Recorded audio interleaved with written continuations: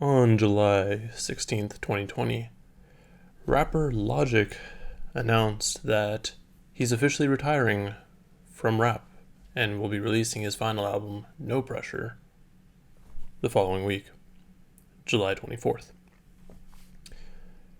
His reason for retiring, at least as far as the post is concerned, is it's been a great decade, now it's time to be a great father. Welcome to the Bar for Bar podcast, and this week I'm going to tell you my problems with Logic. So, Logic got his start in the early 2010s, pretty much right on the heels of Kendrick Lamar and J. Cole and Drake, like right after they started getting fairly popular, I'd say. He started out his career with his Young Sinatra tapes and really got people's attention with the album Under Pressure. Under Pressure dropped in 2014, and many people, including myself, when that album came out, I became a fan. And then I had gone back and actually listened to his Young Sinatra tapes. Cool. Like, it was a really solid album to me, and I feel like it did a really good job of kind of letting me know and other people know what Logic's about and his life, essentially. We then get to The Incredible True Story, which was his follow-up album, and it was kind of meant to be like a concept. It wasn't really for me, but it's, I think, a lot of people's favorite Logic album, and I understand totally why that is. And that's where things started getting weird to me.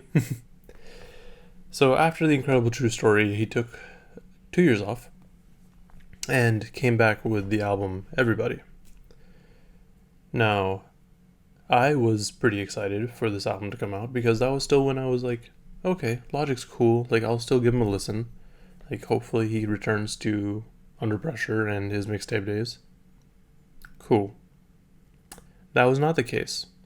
And actually right around that time is kind of when everyone was like, oh, Logic's, what's it called? Logic's hella corny. And, I started to agree with him because, truth be told, he kind of was in a lot of times he was. Actually, one thing I forgot is he did also release some mixtape album sort of deals in between these albums. So, yeah, right after The Incredible True Story, he dropped Bobby Tarantino. And I think I enjoyed this one for the most part. It's been a long time since I listened to it. But the reason I enjoyed it was because it was getting more into just straight rap and it wasn't super conceptual, like The Incredible True Story was meant to be. It was a little bit more, at least at the time, something easier for me to listen to. And, it was basically him trying to rap. And I feel like he did a pretty good job because for the longest time I actually had that on my, I would listen to that when I would be working out. So he did a good job of bringing that rap energy.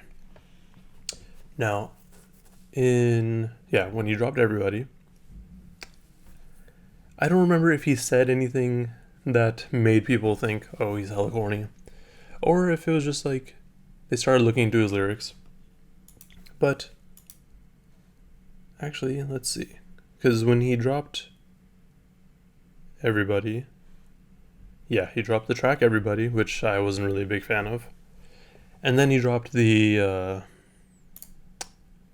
1-800-273-8255 song. And that's where things turned a bit sour for me. So, to me, like, having a song that is titled the same phone number as the suicide hotline is a pretty big deal. because people use that or need that number daily. And the fact that he put it as a song title was, oh, okay, cool. He's drawing attention to it. At least that's what I thought when I first saw that was the song title, I mean. Very quickly, upon listening to it, I realized that I wasn't really there for it. Like, it wasn't... Like, I understand the reason, and I understand, like, how and, like, why he went for that particular sound.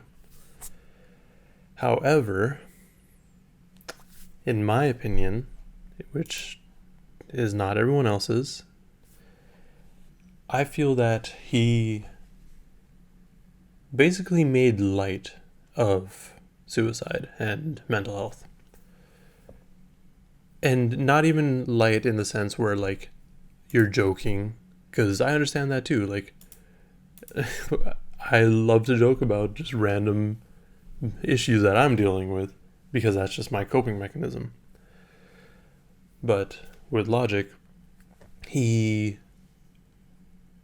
basically made it was a pop song for sure. And I don't know, like, to me, it felt really disingenuous. Like, I don't know what's going on in Logic's life, or, like, how he is and, like, how he's feeling at that particular time. That's fine. He made a conscious decision to not really, like, I don't know, like, invite us into his life after Under Pressure, as much at least. And that's fine. Like, you're an artist, you get to choose how you, like, what you put out there for the public to know. That's totally fine. But to me, it just kind of felt off, and it didn't feel right for him to make a song about suicide. Because, I mean, although it did have benefits, like, there were many people who didn't even know that number existed, and that's great. He drew attention to it. However, again, it felt too much of, like, this is a mental health issue. We're talking about mental health right now. But let's make it poppy. Let's make it popular. Let's try to take advantage of people's mental health and make a pop song out of it. That and honestly, the rest of the album felt really preachy to me, and it really just left a bad taste in my mouth. So, I pretty much just kind of swore Logic off at that point. Like, I would still listen to his albums, because he is one of those artists that when they drop, you do have to listen to them. Like, he has that much of a buzz. But to me, like, I couldn't go back and really listen to a Logic album. Like, I would even start to avoid him on features, even though he wasn't on very many features, to be completely honest.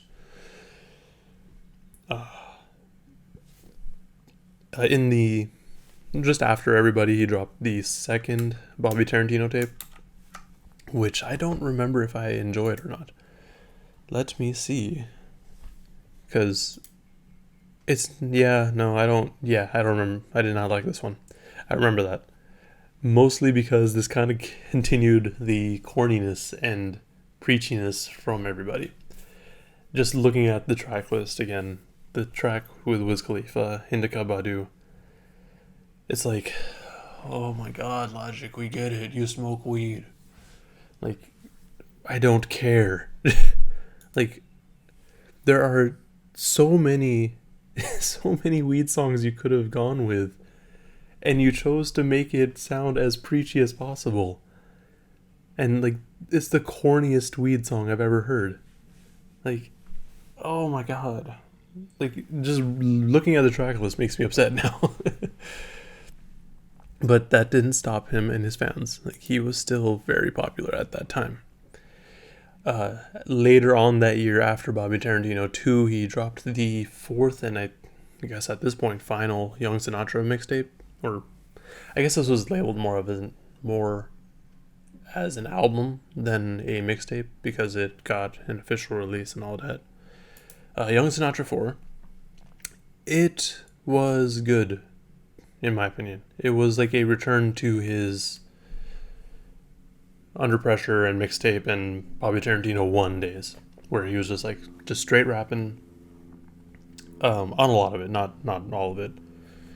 And honestly, looking back now, the only track that I really remember myself liking was Wu-Tang Forever, and I guess Everybody Dies in Young Sinatra 4. So maybe I didn't really like it as much as I thought I did. Regardless, though, like this, like him returning to this sort of style, kind of reignited my interest in Logic, and it made him a more appealing artist to look at. Like, he basically brought himself back to where I found him, you could say. And then he decided to write a book and released a soundtrack to said book. And I have refused to listen to that soundtrack or read the book because everything I've heard makes it sound like the cringiest thing ever. That brings us to Confessions of a Dangerous Mind, which, again, I did not like at all. Like, everything seemed very phoned in, and I think he even mentioned that a lot of it was a freestyle, which, honestly, now that I think about it, he probably could have just been using as an excuse to make a bad album. Like, I don't know, like, he didn't put in, like, the work, you know what I mean? Like, it felt like he just had these bars, and he's, like, just doing something else while he's doing it. Like, it's almost like the not the freestyles, but like just the random rhymes that I do before the Bar for Bar weeklies. Like, except I intend for those to be corny and just bad. Whereas I don't think Logic thought these were bad. I think he thought these were really good songs. But that kind of brings us to today, where he's announced that he's retiring back on Thursday of last week. And then literally today, he apparently signed a deal with Twitch. A 7-figure deal with Twitch to play video games after he retires. Which is fine, because, you know, let him live his life. There are some things I have to say about that. And it does kind of touch on my thoughts about his previous works. Like he had an interview with The Verge, and basically he said, I'm not this rapper guy. Like, I'm just a nerd and I love video games. And then he goes on to talk about Twitch. But that really, to me, makes me think, oh, you know how I was saying that he was just like doing something and then freestyling for Confessions of a Dangerous Mind? It very well could have been that he was just playing video games and he was just rhyming. Like, that seems like a pretty normal thing to do for most people. Well, I mean, not most people, but a lot of people are the type of people who are like, oh, I'm playing with my homies, and then start going off. Now, I am personally very happy for him for deciding to retire. And it's, you know, it's a good thing because, like he said, now it's time to be a great father. There are so many artists out there who don't get this option. Like, you have artists who have kids, have a family, but they have to keep working. Like, they can't stop music because they haven't reached the point where they're like, I am comfortable retiring. I am done with music, or at least going to cut back on music. Like, there's very few people that can do that. Like, obviously, we have huge artists like Eminem and Jay-Z and Dr. Dre. Like, they don't need to put out music.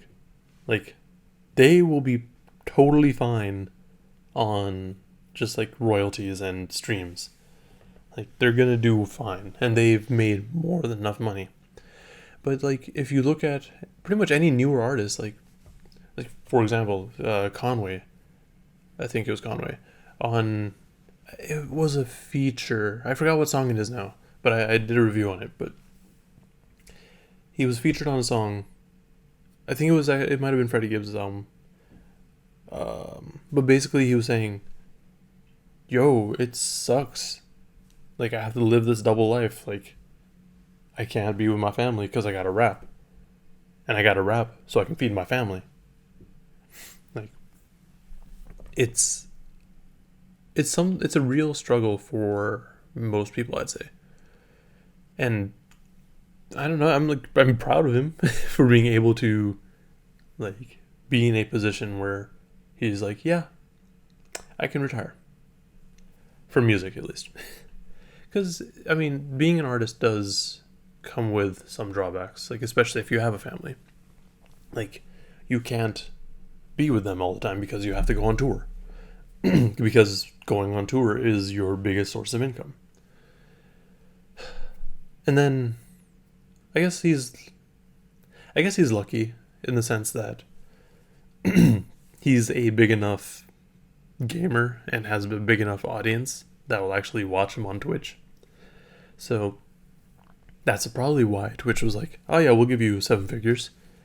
Because he's still going to generate money off of Twitch itself. But he's bringing a huge audience. And when I first heard that, I was like, oh, you really, you're going to retire and just play video games? Like, when you said you were trying to be with your family?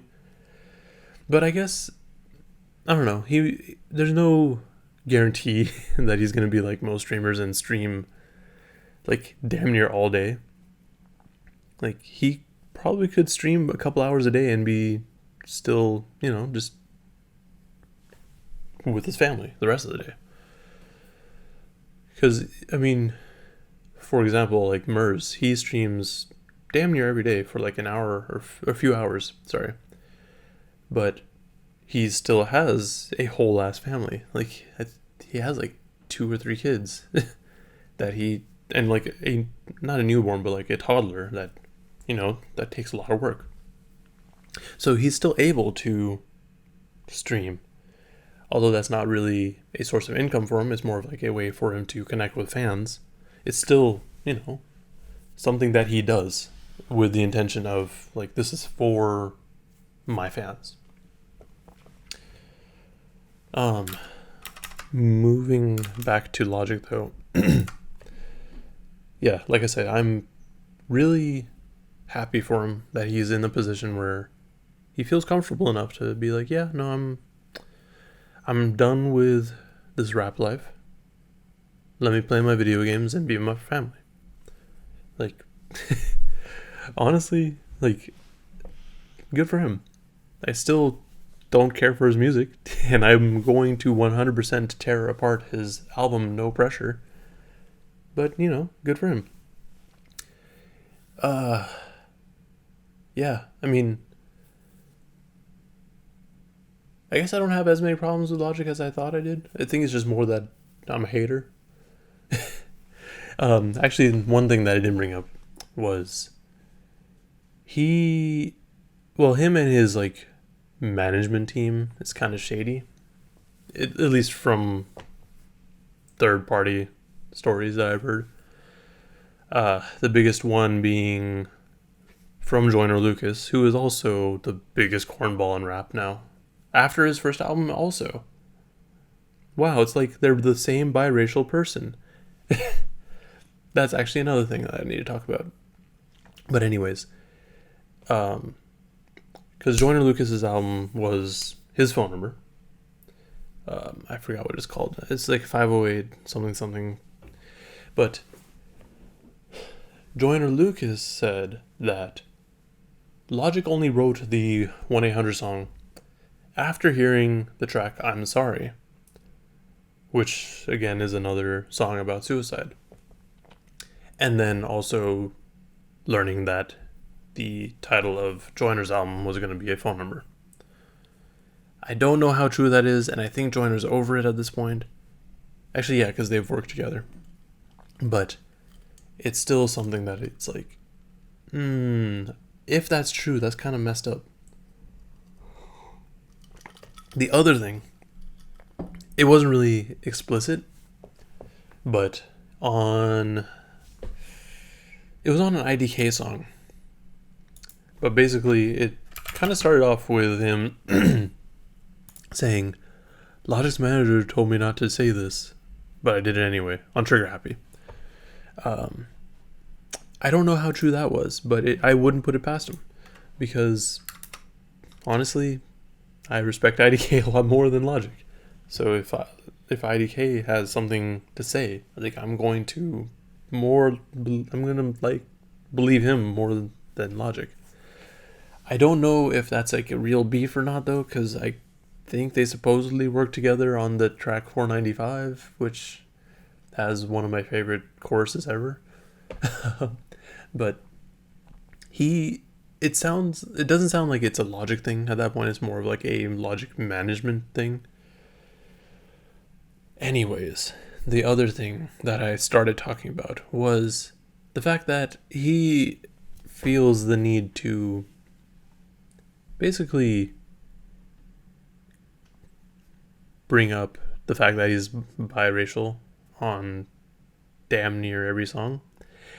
And that was another thing that we touched on when we did the review of Confessions of a Dangerous Mind.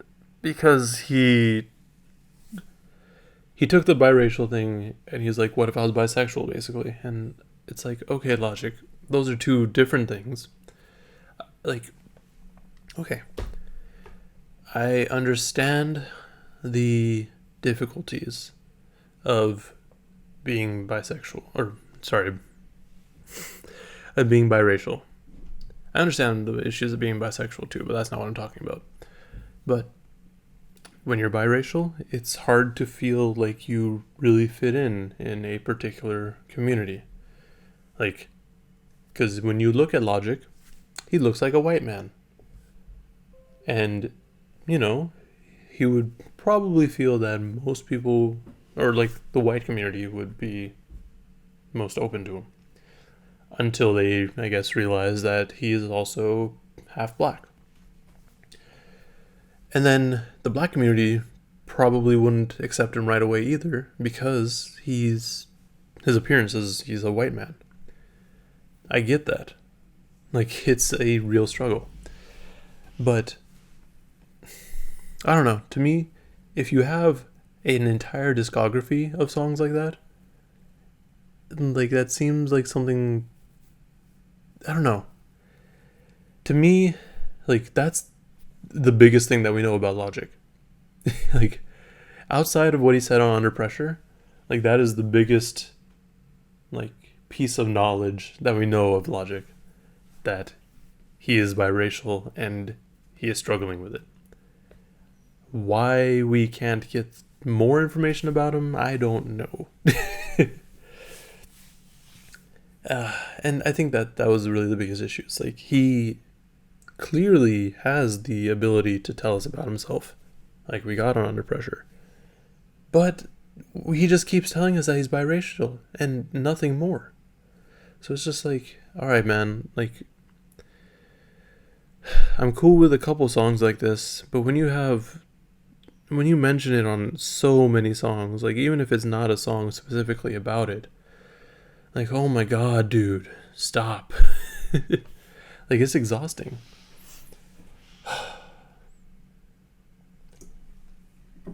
Yeah, I've definitely gotten more calm regarding Logic, because if this was last year, I would have been just yelling. But, it's still,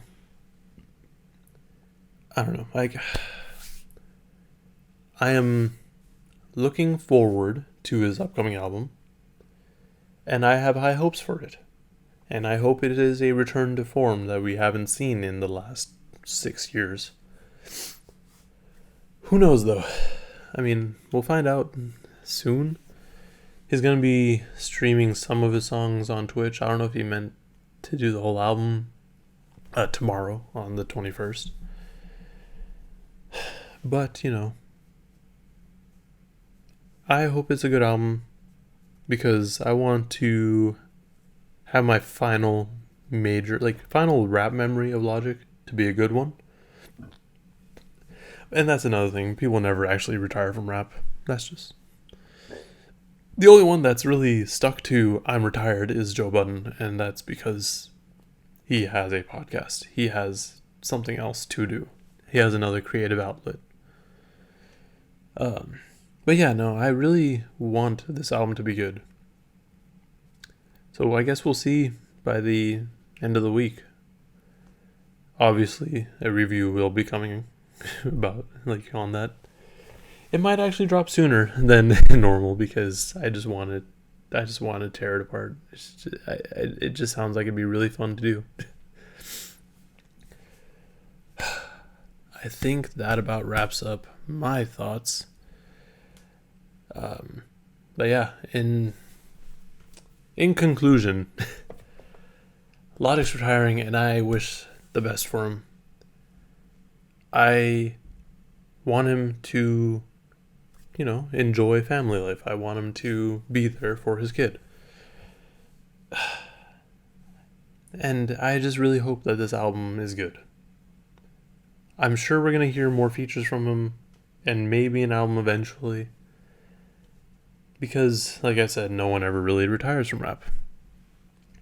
But anyways, let me know in the comments below, because I'm sure there's going to be some Logic fans that are just like, no, Logic's the best. Like, bruh, leave me alone. Like, I don't care. Like, I care enough to make a video about Logic. But voice your opinions. Just don't come at me for voicing mine. Anyways, let me know what your thoughts on Logic retiring is and signing to Twitch. And remember to like and subscribe if you want to see more content like this as well. And that's all I got. Thank you for watching. Thank you for listening, and stay safe out there, everyone.